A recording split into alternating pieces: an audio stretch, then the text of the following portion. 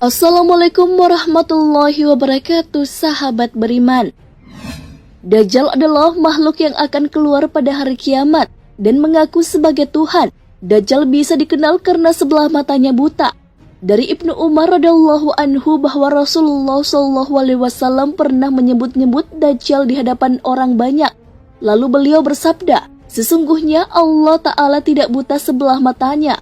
Sesungguhnya Al-Masih Ad-Dajjal itu buta sebelah mata kanannya, seakan-akan matanya itu buah anggur yang tersembul. Sahih Bukhari dan Muslim.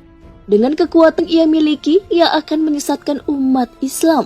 Lalu kekuatan apa yang dimiliki Dajjal sehingga ia bisa mengaku sebagai Tuhan dan menyesatkan? Bisa menyembuhkan orang buta dan penyakit belang-belang. Dengan kekuatan yang diberikan Allah kepadanya, ia akan bisa menyembuhkan mata orang yang buta.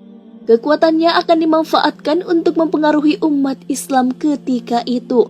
Dengan kekuatannya, sekali usapan tangannya saja ia akan bisa menyembuhkan orang buta, bahkan yang buta sejak lahir. Dajjal juga bisa menyembuhkan penyakit belang. Hal ini sesuai dengan hadis Rasulullah SAW. Ia Dajjal mampu menyembuhkan kebutaan dan penyakit belang-belang. Hadis riwayat Muslim. Mempunyai makanan dan air. Pada masa kedatangan Dajjal, manusia dalam keadaan kelaparan dan kehausan, sedangkan Dajjal memiliki segala bahan makanan. Manusia yang menginginkan makanan dan minuman harus bertuhan kepada Dajjal. Hal ini sesuai dengan hadis Rasulullah SAW. Al-Mughirah bin Sujab'ah radhiyallahu anhu berkata, seseorang bertanya kepada Nabi tentang Dajjal. Lalu Nabi SAW bersabda kepadaku, apa kepentinganmu? Aku menjawab, orang-orang berkata bahwa Dajjal mempunyai bukit roti dan sungai air.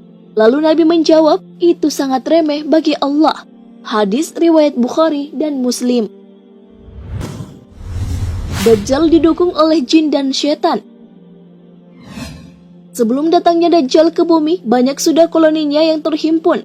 Bukan saja dari golongan manusia, tapi juga dari golongan setan dan jin. Para pasukan jin akan mendukung Dajjal sampai hari kiamat tiba. Perihal setan yang mendukung Dajjal sesuai dengan sebuah hadis. Bersama Dajjal, Allah akan mengutus setan-setan yang mengajak berbicara pada manusia. Hadis riwayat Imam Ahmad. Dapat menyuburkan tanah. Kekuatan lain yang dimiliki oleh Dajjal adalah bisa menyuburkan tanah yang tandus. Namun harus kita ingat bahwa itu semua hanyalah tipu daya sang Dajjal yang sangat berbahaya agar banyak manusia yang kurang kuat imannya percaya kepadanya. Hal ini sesuai dengan sabda Rasulullah SAW.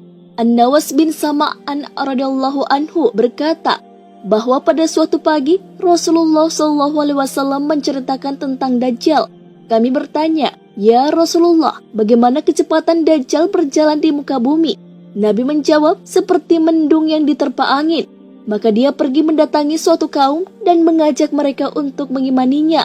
Lalu dengan segera kaum itu percaya, lalu ia menyeru langit untuk segera menurunkan hujan.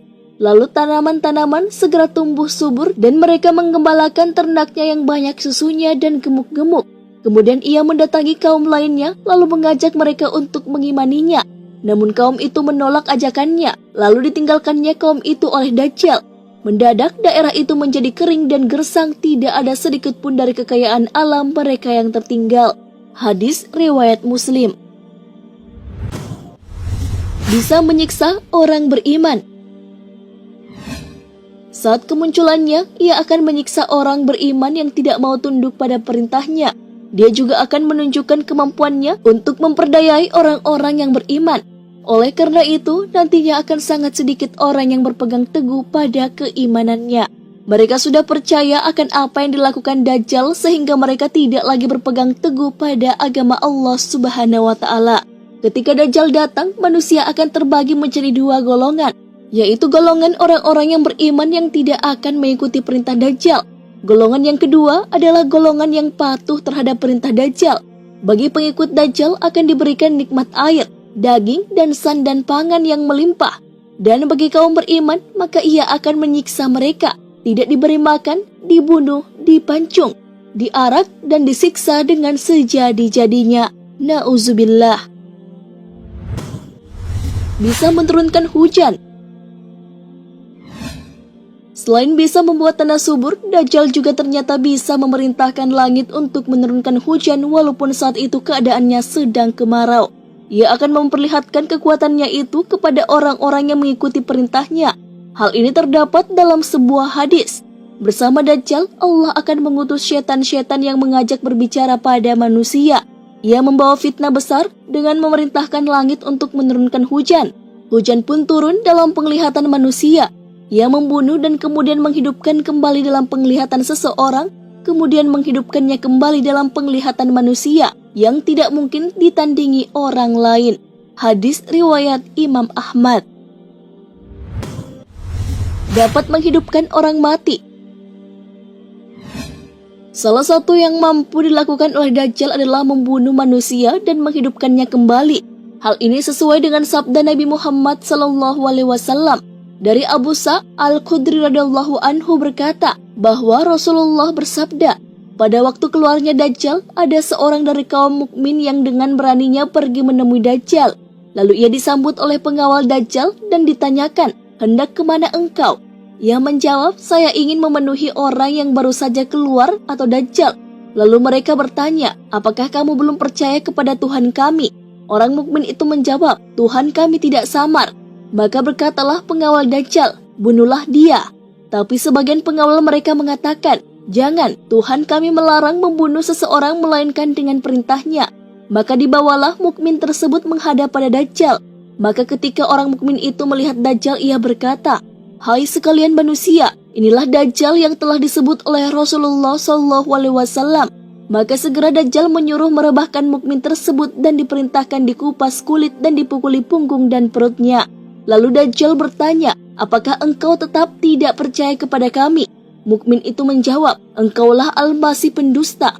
Maka Dajjal memerintahkan mukmin itu digergaji badannya dari kepalanya hingga kakinya menjadi dua bagian. Lalu Dajjal berjalan di tengah kedua badannya. Lalu Dajjal memerintahkan, bangunlah. Maka bangunlah orang mukmin itu seperti sedia kala. Lalu Dajjal kembali bertanya, apakah kamu belum percaya kepadaku? Mukmin itu menjawab, tidak berkurang keyakinanku bahwa engkau adalah Dajjal, bahkan bertambah yakin. Kemudian orang mukmin itu berkata, hai sekalian manusia, ya Dajjal tidak dapat berbuat demikian lagi kepada seorang pun. Maka Dajjal berusaha membunuh lagi orang mukmin tersebut, namun Allah telah meletakkan di antara leher hingga belakang orang itu seolah-olah tembaga, sehingga tidak dapat disembelihnya. Mereka menyangka ia dilempar ke dalam neraka, padahal dilempar ke surga. Kemudian Nabi Muhammad SAW bersabda, itulah manusia yang paling besar kesaksiannya atau syahid di sisi Rabbul Alamin. Hadis riwayat Muslim. Mengaku Nabi lalu mengaku Tuhan. Pada saat Dajjal muncul, ia memperlihatkan kekuatan yang dimilikinya di atas izin Allah Subhanahu wa Ta'ala. Setelah itu, ia pun mengaku sebagai nabi. Dajjal juga menghidupkan orang mati, setelah itu mengakulah ia sebagai Tuhan. Hal ini sesuai dengan hadis Rasulullah SAW.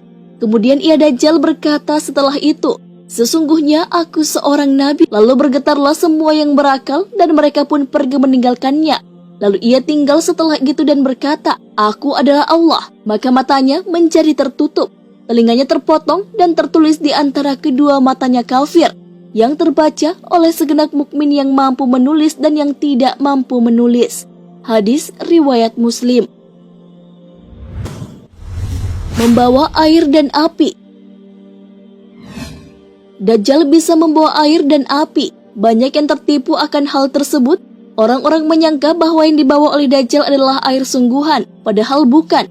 Sebenarnya itu adalah api yang membakar. Hal ini dijelaskan dalam sebuah hadis. Dari Uqbah bin Amr berkata pada Huzaifah, tidaklah Anda ceritakan kepada kami apa yang Anda dengar dari Rasulullah SAW. Huzaifah berkata, saya telah mendengar Rasulullah SAW bersabda, jika keluar Dajjal membawa air dan api, adapun yang dilihat orang-orang itu api, maka sesungguhnya itulah air yang dingin. Sedangkan yang dilihat oleh orang-orang itu air yang dingin, maka itulah api yang membakar. Maka barang siapa mendapatinya, hendaklah masuk pada yang dilihatnya berupa api. Sebab sebenarnya itu adalah air tawar yang dingin. Hadis riwayat Bukhari dan Muslim. Nah, sahabat beriman, itulah beberapa hal yang bisa dilakukan oleh Dajjal di luar nalar kita. Semoga kita terhindar dari fitnah besar lagi keji Dajjal.